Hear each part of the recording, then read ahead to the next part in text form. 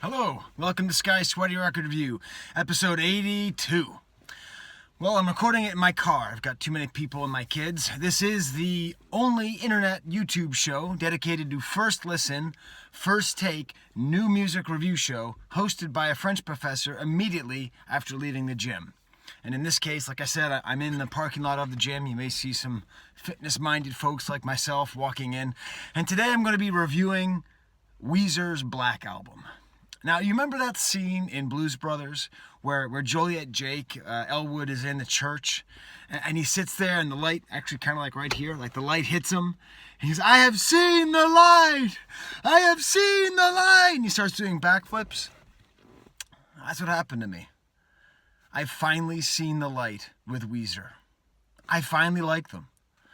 I told the story before when I reviewed the Teal album, but I gave up on Weezer back in '94. I think that's when their first album released.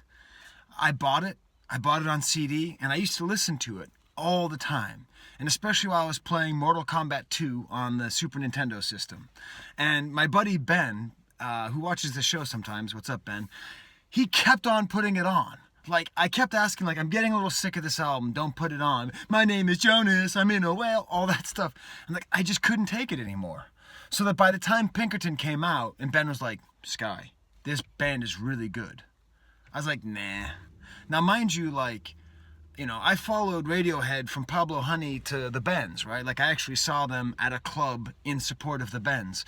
A rock band expanding and becoming more than they were on their first album is exactly my kind of hipstery thing to do. I should have been right there with Pinkerton, but I wasn't. I just gave up on them because I was so sick of my name is Jonas, you take your surfboard. Meanwhile, Baraka, slicing me up with this stupid back B button. So I gave up on Weezer. And over the years, I've been kind of checking in on them. My then brother-in-law, I was there in the car, I think, when he first heard the Beverly Hills song. And he was like, ugh. And I had a kind of schadenfreude, or however you pronounce that. A kind of like pleasure. Like, all the real Weezer fans are leaving them. Because he was like a fanatic. But he's like, this is garbage. What is this pop mess? And so I just said, forget it. And I never thought about them again. And every once in a while, I'd hear their songs and go, that's fine. I still don't forgive them for Rivers Cuomo getting piano lessons from my friend's mom and never paying her. I just kind of let it go. But now I'm doing this stupid show and I'm forced to confront music. I'm forced to rethink about stuff that I dismissed.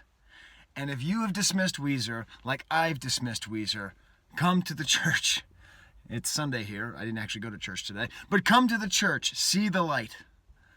They really are a great band. Rivers Cuomo probably really is a genius, even though he isn't good at paying for piano lessons.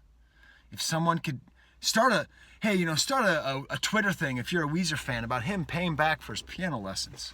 Anyways, what I've come to realize is, the thing about Rivers Cuomo that people told me about was that, he's a scholar and he studies pop music and he wants to make perfect pop music. So what did he do with the Blue album back in '94? He made a perfect rock and roll album. I mean, even if I'm sick of it and I can't listen to it anymore, I objectively understand that the album is a goddamn masterpiece. Every single track is a catchy, well-delivered, well-produced hit. And so he's just been doing that ever since. And what I realized was the Teal album that I reviewed, this weird cover album of all these pop tunes, I realized that's the theory. And this Black album is the practice. This is him actually trying to figure out, I guess, as he probably does on all of his albums, how can I create the perfect pop songs? I just studied Aha and covered Aha, basically note for note, take on me. What if I did my own version? So when did I see the light listening to this album? It was on the second track called Zombie Bastards, which gets Skye's stamp. The chorus is so catchy, and I can't play it for you now because I'm not at home. I don't have my computer. Listen to it, okay? Just find it. It's good. The chorus was so catchy that I had it stuck in my head while listening to the second verse. So I'd only heard it once, and I was listening to the next verse, and in my head, I was like singing the Zombie Bastards chorus.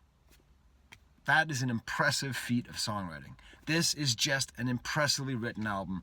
Every track is great. Some tracks are better than others. He even pulls off like this faux hip-hop thing. Like the first song is called Can't Knock the Hustle. And it's weird because you can never quite figure out how genuine they are, how much irony is there here. And I think you just have to accept that there's a lot of irony. But really what he's trying to do is create great songs. I'm pretty sure he ripped off the melody on a song called High as a Kite. I believe the melody is stolen from Nilsson. I don't know. Put it in the comments if you can figure that one out. But there's a lot of great tracks. A great track called I Was Just Being Honest, which is all about how people don't want you to be honest. I think he says, like, why don't you just write me a script? I often feel that way. And then there's two songs that I'm going to close up the review with. One song is called Prince of Everything, something like that. And it's all about Prince. And it's kind of a weird attack. It's like, where is he now? He's dead. Ha ha ha.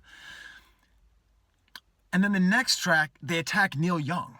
Like, they make fun of Neil Young and his belief in high-fidelity audio. Like, let's listen to Neil Young on the phone because he'd hate it. And I think this is intentional. I think Rivers Cuomo is actually making a reference to both of these artists. Both Neil Young and Prince were abandoned by their biggest fans. The biggest Prince fans, when he started getting weird and writing his slave on his face and doing the weird sign symbol and releasing triple albums like The Amazing Emancipation, they just left it because it's like, ew, this isn't Little Red Corvette. I don't want to listen to this anymore. And Neil Young, all his fans abandoned him in the 80s when he was doing great albums like Trans. I think this is kind of a little message here. That Weezer is actually a lot like Prince and a lot like Neil Young in that they manage to stay relevant because they are doing what they want to do, not what their fans want to do. And what they want to do is create perfect pop music. And that's what this album is. It's just great. Who knows if it's as good as the Blue Album? Probably not. But I'm converted. If you're a Weezer fan and there's another album I should listen to besides Pinkerton, I don't want to listen to that one. I'm still mad at Ben. Besides Pinkerton, what should I listen to if I like this kind of concept of them trying to create the perfect pop album? Okay, I'm going to go back home and make myself some lunch. And until next time, there's the camera.